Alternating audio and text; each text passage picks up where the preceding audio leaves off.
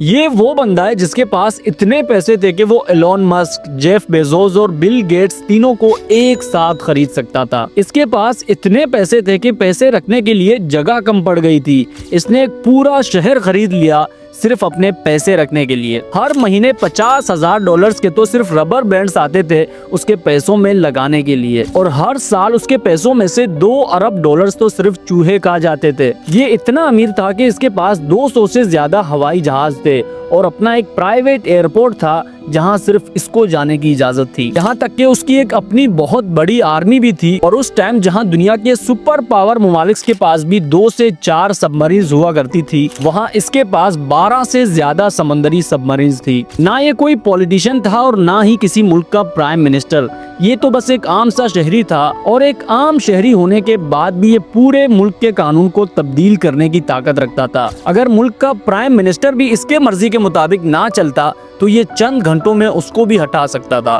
पर अब सवाल ये आता है कि इतने पैसे और ताकत होने के बाद भी आज ये शख्स कहाँ है, किस हाल में है, और इतने पैसे आखिर उसने कमाए कैसे। कहानी में आगे बढ़ने से पहले मैं आपको अपने कंटेंट मास्टर क्लास के बारे में बताना चाहता हूं, जो मैंने कुछ ही महीने पहले लॉन्च किया था। इस कोर्स में मैंने कंटेंट क्रिएशन से रिलेटेड A to Z हर चीज गाइड किया है। मेरे वीडियोस में 10 मिलियन, 20 मिलियन, 30 मिलियन व्यूज कैसे आते हैं, एक वायरल वीडियो कैसे बनाई जाती है, सोशल मीडिया के क्या ऐसे सीक्रेट्स हैं जो हर किसी को नहीं पता, और कौन सी गलतियां हैं जो मैंने की थी वो आप ना करें। कंटेंट क्रिएशन से रिलेटेड A to Z हर चीज हमने इसमें समझाई है। अगर आपको कैमरे से बात करना नहीं आता वो सिखाया है हमने, टिकटॉक से पैसे कैसे कमाए जाते हैं वो सिखाया है हमने, वीडियोस वायरल कैसे होती हैं वो सिखाया है हमने, एक वायरल टॉपिक कैसे ढूंढा जाता है, कौन से टॉपिक्स पे वीडियोस बनानी होती हैं। मैंने अपने 10 साल के सोशल मीडिया के करियर में जो कुछ सीखा है और जो कुछ मुझे पता है वो सब कुछ मैंने इस कोर्स में बताया है। और उसके अलावा अगर आपको कुछ भी समझ नहीं आता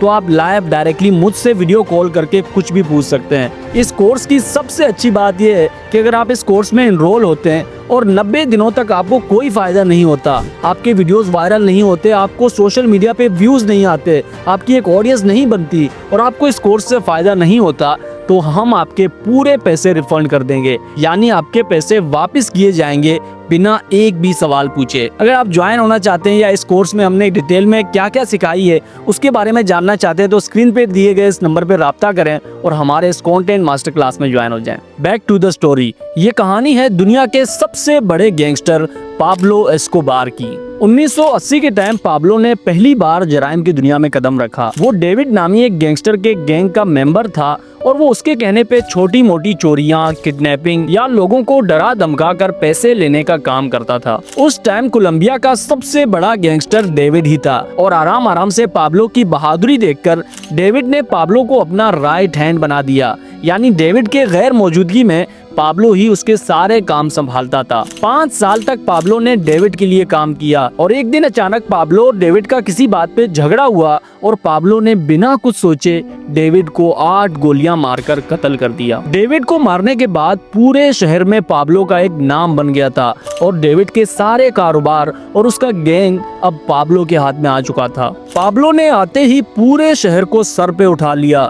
उसने चोरियां, किडनैपिंग और हर जुर्म को 10 गुना तक बढ़ा दिया था। उस टाइम पूरा शहर पाब्लो के नाम से कांपता था और किसी की जुर्रत नहीं थी कि पाब्लो के खिलाफ आवाज तक उठा सके। इस बीच पाब्लो ने ड्रग्स भी स्मगल करना शुरू किया। वो कोलंबिया से पूरे अमेरिका में ड्रग्स स्मगल करता और इस कारोबार से पाब्लो को बेइंतहा फायदा भी हो रहा था। यानी जितने पैसे पाब्लो पूरे साल में चोरी, डकैतियां या किडनैपिंग करके कमाता था उतने पैसे पाब्लो ड्रग्स स्मगल करके 1 महीने में कमाने लगा। वो मछलियों के पेट में ड्रग्स डाल के स्मगल करता था, बास्केटबॉल और बच्चों के खिलौनों में ड्रग्स डाल के स्मगल करता था और यहाँ तक कि उसके गैंग मेंबर्स अपने जिस्म को काट कर वहाँ ड्रग्स रखते थे और उनको बाहर ममालिक में स्मगल करते थे। पाब्लो ऐसे तरीकों से ड्रग्स स्मगल करता था कि गवर्नमेंट के लाख कोशिशों के बाद भी वो कभी गवर्नमेंट के पकड़ में नहीं आता। कई साल तक पाब्लो ने सारे छोटे मोटे जराइम छोड़ के बस यही काम करना शुरू किया। किया और इस काम से पाब्लो इतने पैसे कमा रहा था कि उसके पास पैसे रखने के लिए जगह कम पड़ गई थी। इतने पैसे होने के बाद भी पाब्लो को हमेशा से एक डर रहता था कि जिस तरह उसने डेविड को मार के उसके गैंग पे कब्जा किया, उसी तरह अगर कोलंबिया के बाकी गैंगस्टर्स भी इकट्ठा हो जाएं तो वो आराम से पाब्लो के गैंग को खत्म कर सकते हैं। इसलिए आराम आराम से पाब्लो ने पूरे कोलंबिया के गैंग्स को अपने साथ मिलाना शुरू किया।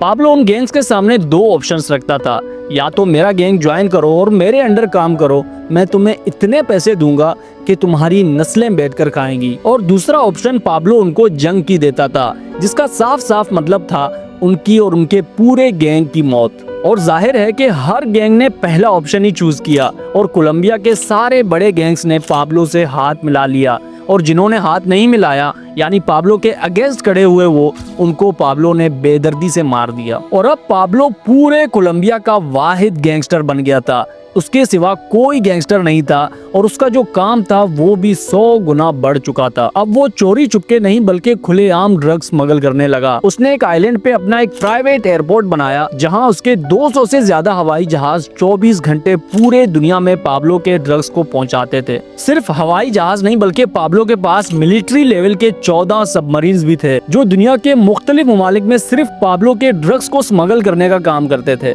पाब्लो के नेटवर्क या उसके काम का अंदाजा आप इस चीज से भी लगा सकते हैं कि उस टाइम पूरे दुनिया का 80% ड्रग्स जो इस्तेमाल होता था वो पाब्लो ही सप्लाई करता था, और जो इन इलीगल कामों से उसके पास पैसे आते थे जाहिर है वो उन पैसों को बैंक में तो नहीं रख सकता था। उसके पास जितना भी पैसा आता था वो कैश की सूरत में आता था, और इन पैसों को रखने के लिए उसने एक पूरे शहर को खरीद लिया और वहाँ वो सिर्फ और सिर्फ अपने पैसे रखा करता था। कहा जाता है कि एक बार पाब्लो अपने फैमिली के साथ कोलंबिया के पहाड़ों में घूमने के लिए गया और वहाँ उसके बेटी को सर्दी लग रही थी, तो पाब्लो के पास उस टाइम कुछ पैसों के बैग्स पड़े थे।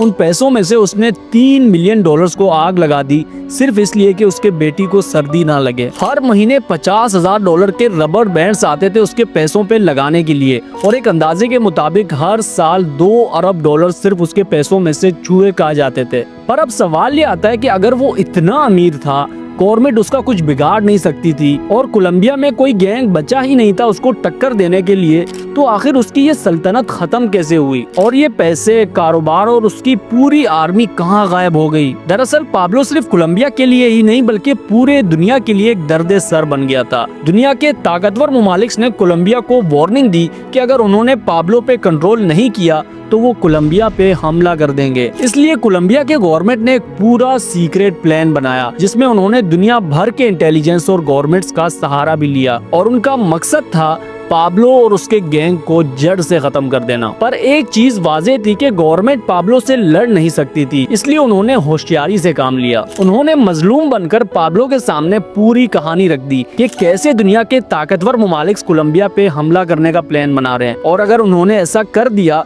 तो उनकी गवर्नमेंट तो खत्म होगी ही होगी, तुम्हारी भी गैंग और ये कारोबार जड़ से खत्म हो जाएगा। इसलिए दुनिया को दिखाने के लिए तुम हमारे सामने सरेंडर कर लो ताकि दुनिया के सामने हमारी भी इज्जत बनी रहे, और जो तुम्हारा कारोबार है वो तो तुम जेल से भी संभाल सकते हो, तुम पर हम कोई पाबंदी नहीं लगाएंगे और तुम आजादी से अपना जो भी काम करना चाहो वो कर सकते हो। उन्होंने ऐसे तरीके से पाब्लो के सामने सारी चीजें बयान की कि एक ज़हीन इंसान होने के बाद भी पाब्लो उनके बातों में आ ही गया। पर पाब्लो ने एक शर्त रखी कि वो आम कैदियों के साथ गवर्नमेंट के जेल में नहीं रहेगा बल्कि वो अपना जेल खुद तामीर करेगा। गवर्नमेंट के पास पाब्लो की बातों को मानने के अलावा कोई और ऑप्शन था ही नहीं, इसलिए उन्होंने पाब्लो के इस शर्त को मान लिया और पाब्लो को जेल तामीर करने की इजाजत दी। पाब्लो ने 300 एकड़ पे पहली एक जगह पे अपना जेल तामीर करवाया जहां दुनिया जहां की हर सहूलत मौजूद थी, एक आलीशान जगह जिसको पाब्लो ने जेल का नाम दिया था। और उसके बाद पाब्लो ने पूरी दुनिया के सामने खुद को गवर्नमेंट के सामने सरेंडर कर दिया, और मुआहदे के मुताबिक कई महीनों तक पाब्लो का काम चलता रहा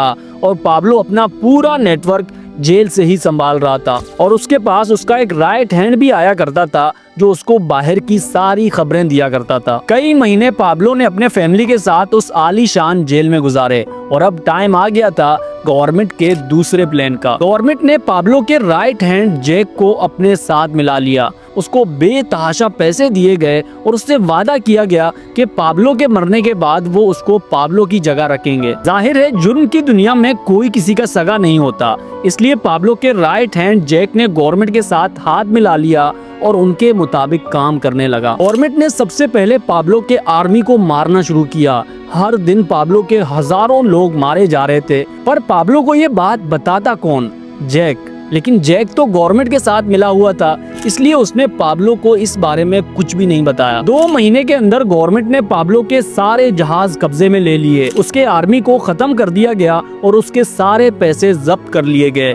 पर जैक पाब्लो को हमेशा यही कहता था कि बाहर सब कुछ सही चल रहा है, लेकिन असल में अब पाब्लो बिल्कुल अकेला रह गया था, बिना पैसे के, बिना नेटवर्क्स के और बिना जहाज और आर्मी के। इसलिए 2 दिसंबर 1993 को गवर्नमेंट ने प्लान बनाया पाब्लो को खत्म करने का। रात के 2 बजे जाकर 2000 से ज्यादा आर्मी ऑफिसर्स ने पाब्लो को मार दिया और जैक, जिससे गवर्नमेंट ने वादा किया था भारी इनामों का और पाब्लो के जगह रखने का, उसको भी पाब्लो के साथ ही खत्म कर दिया गया। और इस तरह दुनिया के सबसे बड़े गैंगस्टर और ड्रग माफिया को खत्म कर दिया गया। एक अंदाजे के मुताबिक आज अगर पाब्लो जिंदा होता तो वो 350 बिलियन डॉलर्स का मालिक होता, यानी दुनिया का सबसे अमीर तरीन इंसान। लेकिन हर बुरे काम का बुरा ही नतीजा होता है, इसलिए वो इतना सारा पैसा कमाने के बाद भी एक जिल्लत की मौत मारा गया। ये थी हमारी आज की स्टोरी। आई होप आपको पसंद आई हो। मैं और आप मिलेंगे किसी एक नए वीडियो में, तब तक के लिए अपना बहुत सारा ख्याल रखें। अल्लाह हाफिज।